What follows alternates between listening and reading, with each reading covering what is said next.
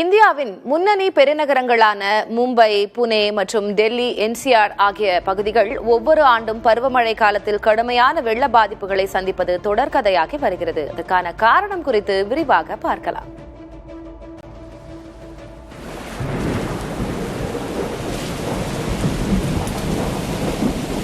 பருவநிலை மாற்றத்தின் காரணமாக அண்மை காலமாக மழை பொழியும் நாட்களின் எண்ணிக்கை குறைந்துள்ளது.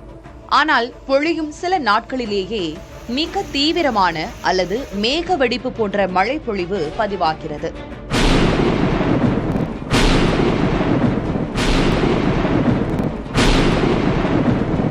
சில மணி நேரங்களிலேயே நூற்றுக்கணக்கான மில்லி மீட்டர் மழை கொட்டுவதால் அந்த தண்ணீரை உள்வாங்க முடியாமல் ஒட்டுமொத்த நகரமும் திணறுகிறது.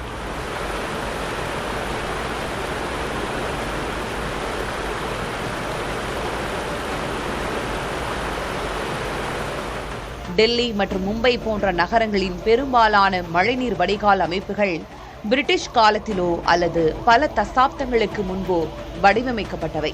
அவை மணிக்கு 25 முதல் 30 மில்லிமீட்டர் மழையை மட்டுமே தாங்கும் திறன் கொண்டவை.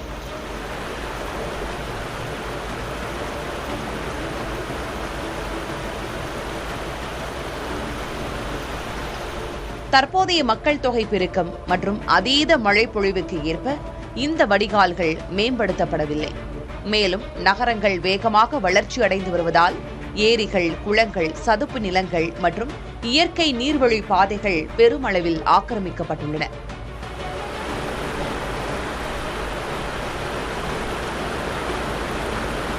இதனால் மண் மறைந்து கான்கிரீட் பரப்புகள் அதிகரித்திருப்பதால் மழைநீர் நிலத்தடிக்குள் உறிஞ்சப்படுவது முற்றிலும் தடுக்கப்பட்டு பொழியும் மழைநீர் அனைத்தும் உடனடியாக சாலைகளுக்கு வந்து வெள்ளப்பெருக்கை உருவாக்குகிறது.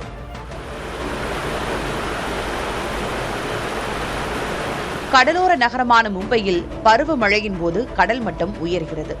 இதனால் நகரத்திலிருந்து வெளியேறும் மழைநீர் கடலுக்குள் செல்ல முடியாமல் மீண்டும் நகரத்திற்குள்ளேயே பின்னோக்கி தள்ளப்படுகிறது.